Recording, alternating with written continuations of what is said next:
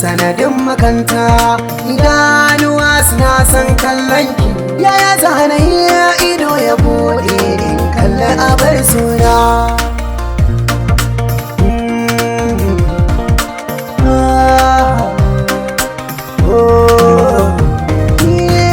Kai can ki duniya budurwar wawa ce, ni rashin ido ya sanya ko ina na mance. Fuskar abar suna na kaburin ingane, ko wata da zara sun bullo kin yi kwarjini.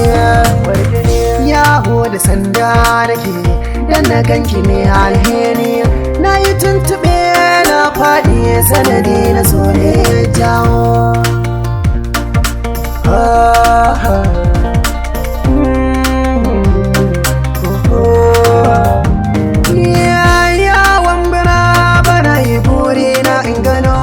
Suna ko ana ruwa da iska sai na zo inda ne ya bar kauna.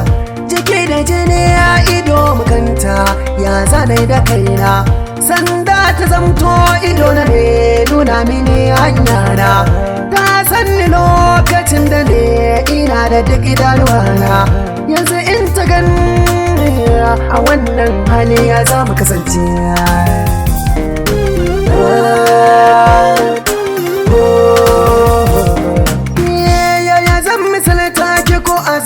Ke ko in dafawa gashi ban gane kin yi nisa ya zan nuna.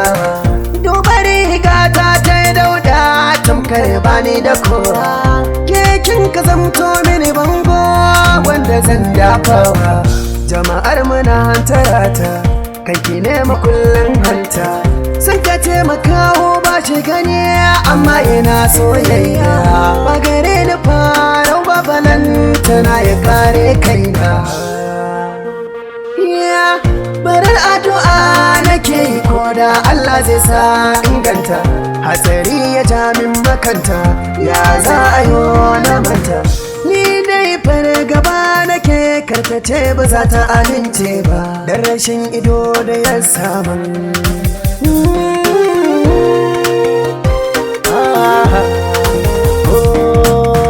Iska yana ta kaɗawa amma ni dai zafi nake ji, rairai da tsirrai da karmami na fi yawan tabin birji. Kunnuwa na dai sun ɗaimauci kalaman bakin ki suke sanji, an faɗa mini an ganki zan shirya in zo gunki.